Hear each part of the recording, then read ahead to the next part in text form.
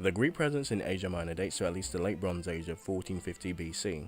The Greek poet Homer lived in this region around 800 BC. The geographer Strabo referred to Samarra as the first Greek city in Asia Minor, and numerous ancient Greek figures were natives of Anatolia, including the mathematician of Thales of Mitylos of the 7th century, the pre-Socratic philosopher Hittalitos of Infos of 6th century BC, and the founder of Sism Zenos of Sipno of the 4th century BC. Greeks refer to the Black Sea as the Uniphus Pontos, or the Hospitable Sea, and starting in the 8th century BC, they began to navigate around its shores and settled along the Anatolian coast. Most notable Greek cities of the Black Sea were the Trebizond, the Samsinotas Simpo, and the Herculina Pontiac. Beginning in the spring of 1913, the Ottomans implemented a program of expulsion and forcible immigration, forcing the Greeks of the Aegean region and eastern Thrace, whose presence in these areas were deemed a threat to national security. The Ottoman government adopted a dual-track mechanism, allowing it to deny any responsibility for or prior knowledge to this campaign of intimidation, emptying of Christian villages, the involvement of certain castes of local military and certain civil functionaries in planning and executing anti-Greek violence, and looting led ambassadors of Greece and the Great Powers, and the Patriarchy to address the compliments of the Porte. In protest to the government enacting the face of these attacks, and the so-called Muslim boycott of Greek products had begun in 1913. In 1913, the Patriarch closed Greek churches and schools in June 1914. Responding to international and domestic pressures, Talat Pasha headed a visit to Thrace in April 1914, and later to the Aegean to investigate the reports and try to soothe the bilateral tensions with Greece, while purporting that he had no involvement in the knowledge of these events. Talat met with Koulibalis Ephores, head of the cleansing operations in the Aegean Italo, during his tour, and advised him to be cautious not to be visible. One of the worst attacks of this campaign took place at Prokia on the night of the 12th of June 1914, a town near western Anatolia next to Samarra, where Turkish irregular troops destroyed the city, killing 50 to 100 civilians and causing its population to flee to Greece. French eyewitnesses Charles Maneker states that the atrocities had been witnessed at Prokia, where the organized nature that aimed at circling the Christian peasants population of the region. In another attack against the Sawaka in the Min district, the villagers formed an armed resistance group, but only a few managed to survive, being outnumbered by the attacking Muslim irregular bands. During the summer of the same year, 1914, the Special Organization, or the Talakit Mosila, assisted by the government and army officers, conscripted Greek men for military age from Thrace and western Anatolia into labor battalions, which hundreds of thousands would die from starvation, overwork, and of course, the heat of the Middle East. Had been sent hundreds of miles into the interior of Anatolia, and they were employed in road making, building tunnels, tunnel excavation, and other fields of work. But their numbers were heavily reduced through the provisions and the ill treatment and through outright massacres by the Ottoman guards. Following a similar accord made with Bulgaria and Serbia, the Ottoman Empire signed a small voluntary population exchange agreement with Greece on the 14th of November 1913. Another such agreement was signed on the 1st of July 1914, before World War I, for the exchange of some Turks, that of Muslim minority, with Greeks, some of Christian or Orthodox minorities, of the Aegean and Western Thrace, after the Ottomans had forced these Greeks from their homes in response to the Greece annexations of several of their islands. While discussions for population exchange were still conducted through this era of time, special organization units still attacked Greek villages, forcing their inhabitants to abandon their homes for Greece, being replaced with Muslim refugees from the war-torn countries that would become the Middle East. The forceful expulsion of Christians of Western Anatolia, especially of Ottoman Greeks, had many similarities with the policy towards the Armenians, and probably the catalyst and the prototype for the Armenian and the Assyrian genocide, as observed by US Ambassador Henry Montagu and historian Arnold Toneby.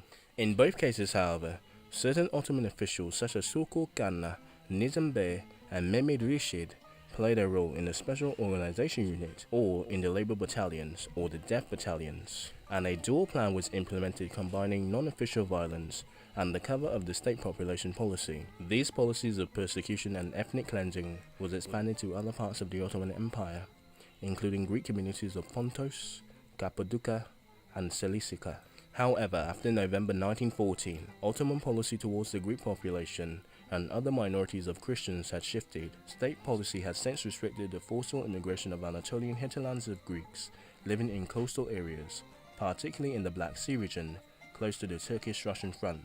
This change of policy was due to the German demands of the persecution of Ottoman Greeks to stop, after Venizelos Venizelos, the Greek Prime Minister, had made this condition of Greece neutrality when speaking to the German ambassador in Athens. Secondly, the Greeks were close to the Russians, and they could cross over and help the Russians, providing more manpower and especially flank routes and tactics, as they knew the lands better. Venizelos had then threatened to undertake a similar campaign against the Muslims that were living in Greece in the event of the Ottoman policy if it didn't change. An eye for an eye makes the world go blind. While the Ottoman government tried to implement this change of policy, it was not successful, as what they started could not be undone, and attacks and even murders continued to occur unpunished by local officials and officers in the provinces despite repeated instructions of cables sent to the central administration: stop the genocide and the murder of the Greek Ottomans. Arbitrarily, violence and extortion of money intensified later in the war, providing ammunition for the Venizelos, arguing that Greeks should join the Entente and destroy the Ottomans once and for all.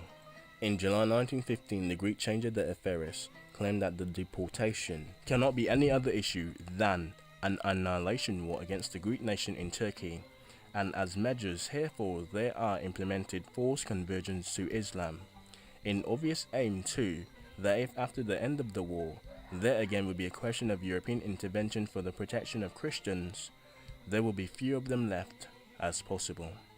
According to George W. Rendell of the British Foreign Office, by 1918, over 500,000 Greeks were deported, of whom comparatively few survived. The United States ambassador to the Ottoman Empire between 1913 and 1916 wrote, "Everywhere the Greeks were gathered in groups, and under the so-called protection of the Turkish grenadiers, they were transported, the large part on foot, into the interior. How many were scattered in this fashion is not definitely known.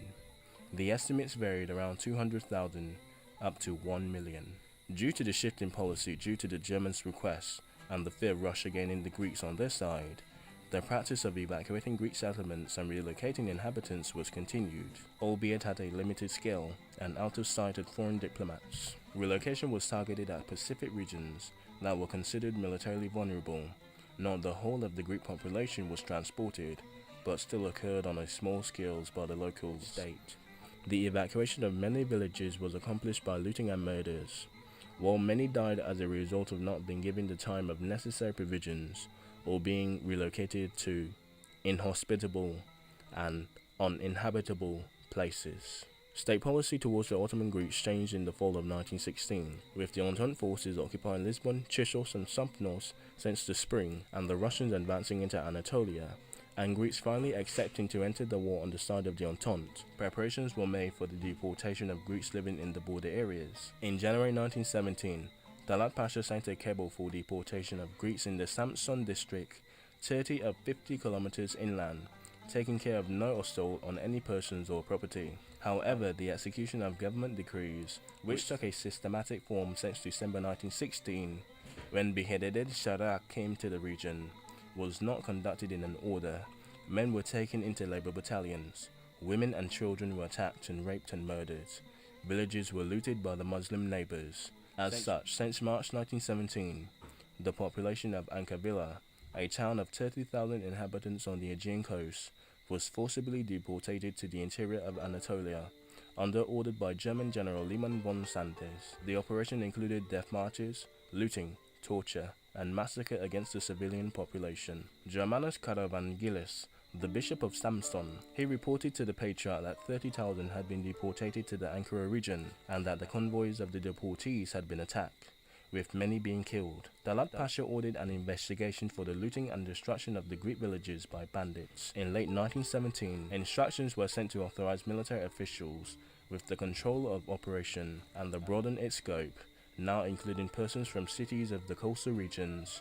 However, certain Greek areas of populations remained undeportated. For now, Greek deportees were sent to live in the Greek villages of the interior provinces, or in some disturbing cases, villages where the Armenians were before they were deported. Greek villages were evacuated during the war due to military concerns, where they resettled with Muslim immigrants and refugees. According to the cable sent to the provinces during this time, it reads, abandoned, movable and unmovable Greek property was not to be liquidated as that of the Armenians, but preserved. The deportations were brutal, almost as brutal as the Armenians and the Assyrians after them. Everything that I have read from above, all appears to be unnecessary cruelty in the deportation, but it was not limited to the men alone, but it was extended likewise to the women and children. This is supposedly done in order for much easier to be able to confiscate the property of the deported. According to Rendell, atrocities such as deportation involved death marches, starvation of labor battalions, and this was referred to the White Massacre. Ottoman official Rafid Bear was active in the genocide of the Greeks in November 1916. However, the Austrian consul in Samson, Kowalski, reported that he said to him, "We must finish off the Greeks, as we did with the Armenians. Today I sent squads in the interior to kill every Greek on sight." Pontic Greeks, like the Armenians and the Assyrians refusing to die, responded by forming an insurgents group, which carried weapons salvaged from the battlefields of the Caucasus campaign, or directly supplied from the Russian army. In 1920, the insurgents reached their peak regarding manpower, numbering 18,000 men. Ottoman delegates agreed upon creating a unified army comprised of ethnically homogeneous units. The Greeks are allotted a division consisting of 3 regiments. The Greek Caucasus division was thus formed out of ethnic Greeks serving in Russian units, stationed in the Caucasus, and raw recruits from among the local population, including the former insurgents. The division took place in numerous engagements along the Ottoman army, as well as Muslims and Armenians and irregulars, safeguarding the withdrawal of Greek refugees into Russia, held the Caucasus, and therefore being disbanded after the war at the Treaty of Ponty. Alright, thanks for watching this dark and disturbing kind of video. I'm going to do the Assyrians tomorrow, and then the Armenians. Then we're going to do Mustafa, and then we're going to wrap up the Ottoman Empire. But, yeah, depressing, I know. The Germans didn't carry out any genocide, so this is probably the only series that will get the genocide. Maybe in World War II you might see the British with the Indians, but that was not really it was like the Nazi invasion or 1.5 million Indians, which, I don't know, man, like, damn, that's sad. Anyway, I don't really want to make any, I don't want to make any statements and then be labelled racist or whatever. And anyway, there you go, the Greek genocide. And to think, the Nazis came up with the Holocaust all by themselves. I mean, they practically had the blueprints from the Ottomans. And even Hitler said, I think he did say it, we learned from the British, the French in North Africa, we learned from the Ottomans in World War I, and even some Imperial Germans of the Hero War and Southwest Africa. I know that's not what he really said, but he looked at history and saw, well, history was full of genocides, and let's just try and do the Ottoman slice with this one, slice with that one, slice with that one, and then sprinkle some Nazism over it, and created the Holocaust. But anyway, hope you enjoyed, hope you learned something, kind of depressing, but those are the next 3 videos for the couple of days. Sorry for the little ramble, but, you know, just trying to give you a break from the depressing Greek genocide of World War I. Anyway, hope you enjoyed, hope you learned something. Assyrians is next, and I might do Horrors of War, but it would actually not be a serial killer or anything. It'll actually be, you know, I'll just say this: coin, coin, coin. If you know what that means, you know what's gonna come. Anyway, hope you learned something, and I hope to see you next time. But then again, kids watch it from kids watch this video from the 2000s, so I don't know. Well, you gotta catch it on the rerun. But coin, coin, coin. Anyway, guys, learn something. Guys and girls, of course, learn something. Gender inclusive. We're gender inclusive. Learn something.